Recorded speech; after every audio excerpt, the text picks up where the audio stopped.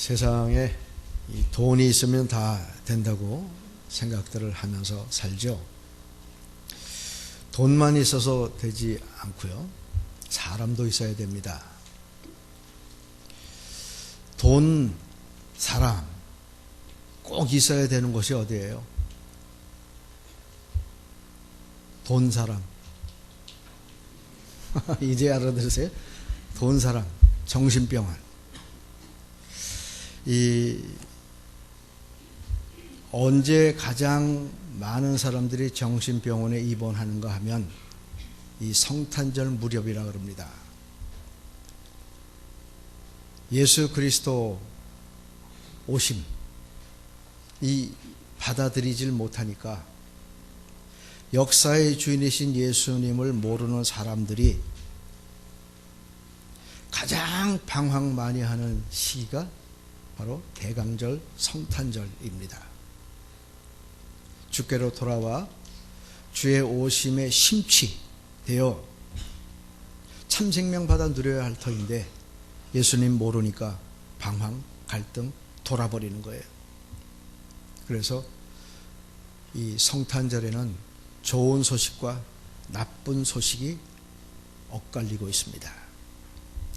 이스라엘 백성들에게 바벨론에서 포로되었다가 해방된다라는 소식만큼 기쁜 소식이 어디 있겠습니까? 그리스도 오래전부터 예고된 구세주가 오실 것이다 라는 소식을 듣고 그 기쁜 소식으로 변화된 삶을 사는 사람들의 삶은 얼마나 기쁘겠어요. 그러나 자기가 가지고 있는 돈, 권력, 세력으로 기득권을 뺏겨버릴 수도 있다라는 위기 앞에 노출된 헤롯 왕과 서기관들, 제사장들은 얼마나 불길한 소식이겠습니까? 바벨론 70년의 기다림, 언제나 해방이 되어 옛날의 영화를 누릴까? 그들은 메시아를 기다리고 기다렸습니다. 세계를 막강한 세력으로 지배하는 로마의 식민지가 되었을 당시 이스라엘 백성들도 메시아 예수님을 기다리고 기다렸습니다. 그런데 천군만마를 호령하며 찾아올 것 같은 위풍당당한 메시아로 기다렸던 예수님은 베들레헴의 초라한 아기 누울 곳도 없는 말구유 위에 오셨습니다. 전혀 그들의 생각과 달랐죠. 그래서 어느 날 못 박아 죽였어요. 이분이 무슨 메시아인가?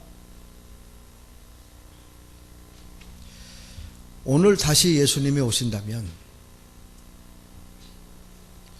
과연 자랑스러운 메시아로 영광 돌리며 우리가 그분의 통치권 아래 아멘 할렐루야로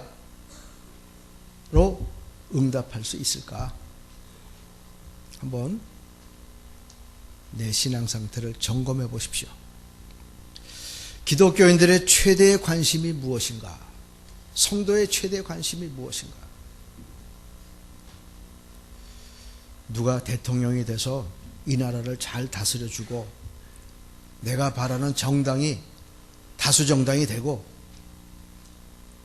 가난을 면하게 해주고 모자란 것들을 채워주고 여러 가지 바람이 있겠지만 기독교인들의 관심은 값없는 구원을 베푸신 예수 그리스도의 오심에 감동되어서 모든 사람들에게 이 구원을 나누어주는 일입니다. 무수한 혁명가들이 와서 내가 세상을 공평하게, 무사하게, 행복하게 만들겠다 그랬어요. 어디가 그런 적이 있었습니까? 예수님이 오셔서 다스려 주시기 전에 우리 인생들을 통해서는 공평한 사회, 정직한 사회, 샬롬의 나라가 오지 않습니다. 이사야 40장 4절을 보면 골짜기는 돋아지고 높은 산은 낮아지고 고르지 않는 곳이 평탄하게 될 것이다. 메시아가 오시면. 무수한 사람과 무수한 시간들과 많은 역사의 흥망성쇠 가운데 골짜기가 돋아지기를 바랬고 높은 산이 낮아지기를 바랬고 고르지 않은 곳이 평탄하게 되기를 바랬지만 그런 날은 오지 않았어요.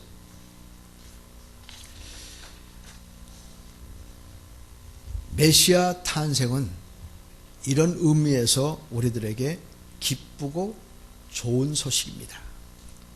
그래서 대부분의 기쁘고 좋은 소식은 우리가 누구를 전해서 들어요? 아나운서 통해서 듣죠. 누구 통해서 들어요? 적어도 여러분들은 목사님을 통해서 듣습니다. 그래야 되는데 아나운서 통해서 듣습니다. 그러니까 끄떡끄떡 하시네. 좋은 소식, 기쁜 소식 천사가 전해줬어요. 사람이 전해주는 소식은 시간이 지나고 버리면 지켜지지 않는 소식들이었기 때문에 아나운서가 유비통신이 전해주는 소식, 기쁜 소식들이 아니었습니다. 그래서 천사가 전했어요. 오신 예수 그리스도는 왜 오셨겠습니까? 인생이 모자라요. 모자라. 높은 곳은 너무 높고 낮은 곳은 너무 낮고 울퉁불퉁 고르지 않고 이걸 모자람이 없이 평안탄하게 하시려고 오셨는데 그런 곳은 천국입니다. 예수님이 오실 때 빈손으로 오시지 않으셨어요. 천국을 가지고 오셨습니다. 이 지체가 높은 분들이 위로 방문 갈 때 빈손으로 안 가죠. 꼭 금일봉 들고 갑니다. 꼭 무슨 선물을 가지고 와요. 만왕의 왕이신 예수 그리스도께서 이 땅에 오실 때 가져오신 게 천국입니다. 그리고 이렇게 살아라. 예수 그리스도가 오신 것은 천국을 가지고 오셨어요. 물론 구원받은 사람들이 천국에 살죠. 그래서 기쁜 소식입니다. 예수 그리스도가 천국을 가지고 오셔서 우리에게 주신 게 신적인 생명입니다. 주고 또 주고 또 주고 또 주고 물 한 방울 피 한 방울 살찢고 피 흘려서 다 주시는 예수 그리스도의 기쁜 소식, 탄생의 소식이죠. 그리고 불러 모아서 하나님 나라의 자녀 삼으셨어요.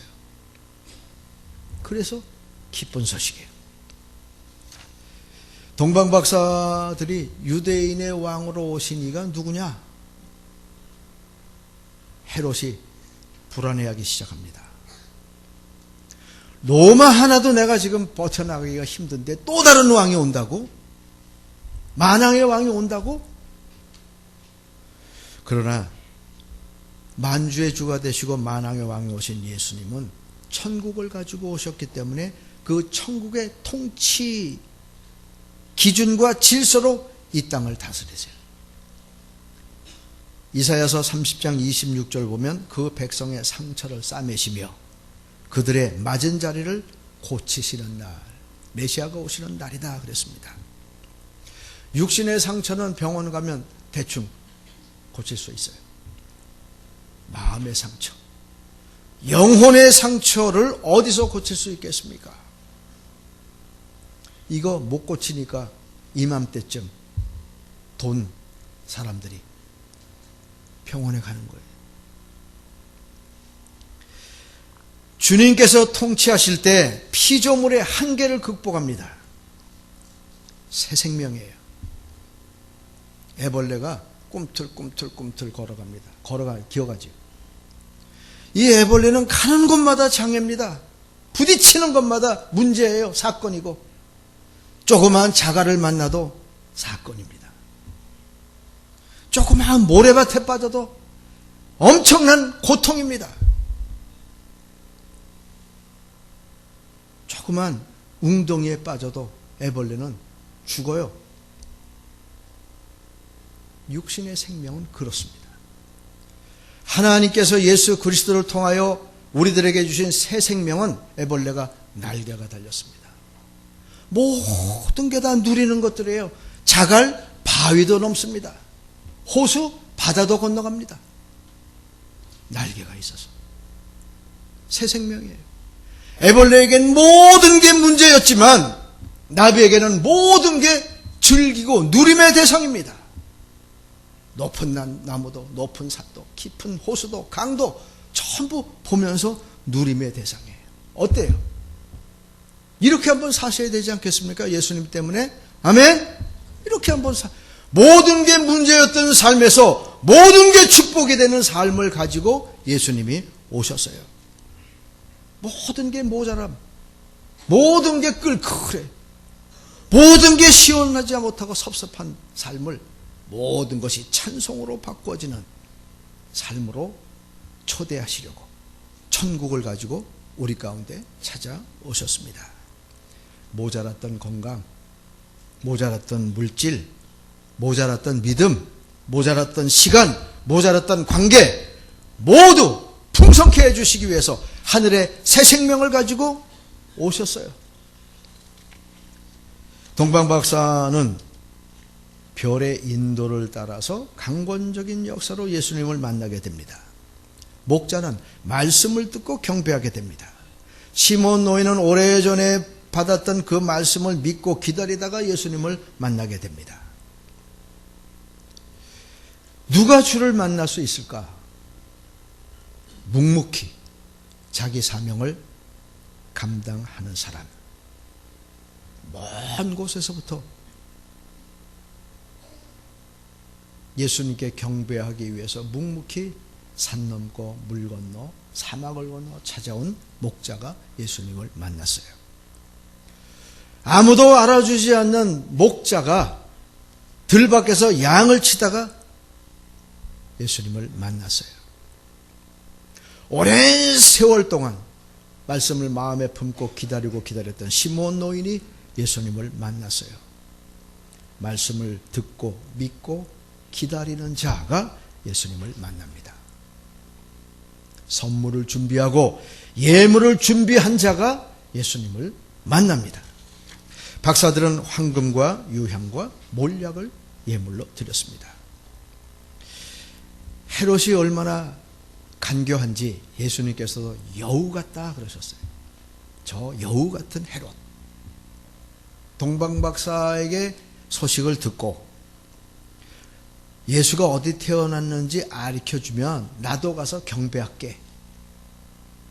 짐짓 예수님을 죽이려고 함이었죠.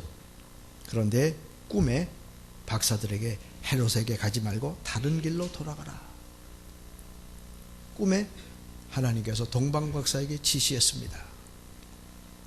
예수를 탄생하신 예수님을 만날 수 있는 것이 묵묵히 자기 사명을 감당하며 자기 일에 충실했던 사람.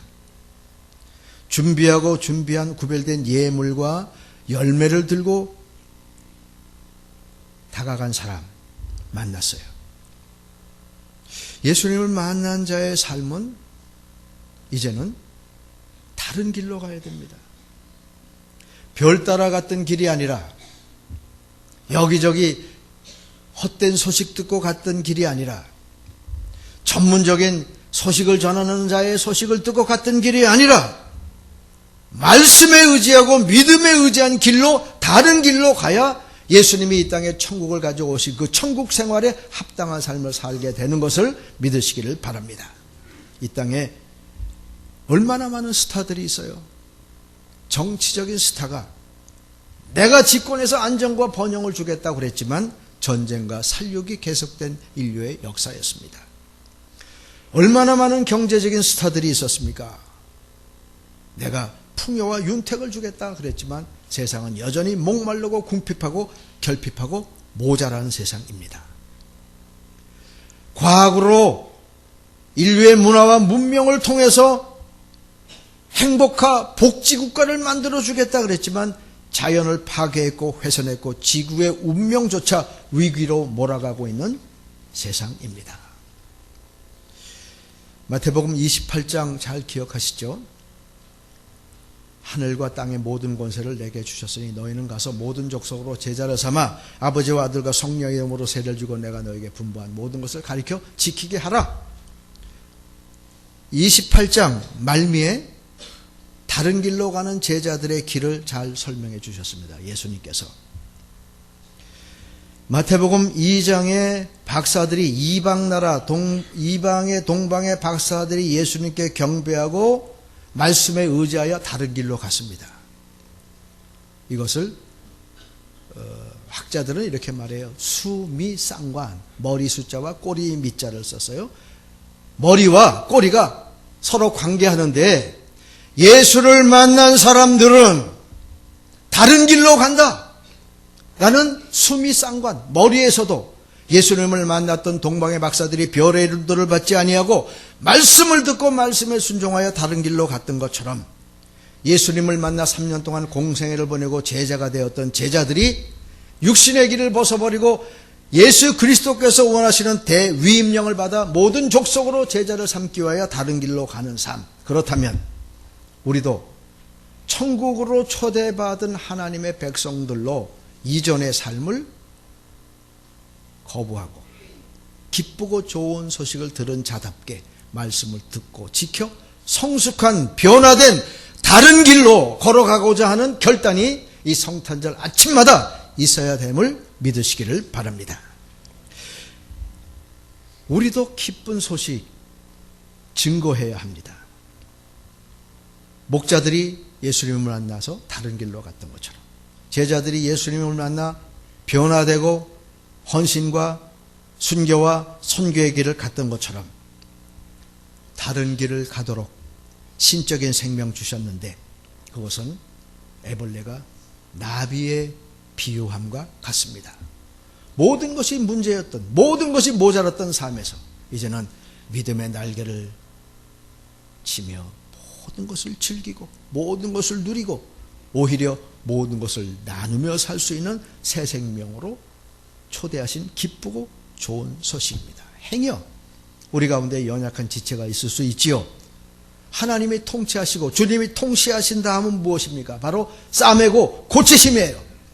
오늘 이 시간 육신의 모든 연약함은 물론 심령의 질병까지 영혼의 상처까지 오신 예수 그리스도의 소식으로 말미암아 온전케 굳게 강건케 되시기를 주님의 이름으로 축원을 드립니다. 새 생명. 이제 우리 정신의 온 교우들은 모자람의 역사가 끝난 줄을 믿으시기를 바라요.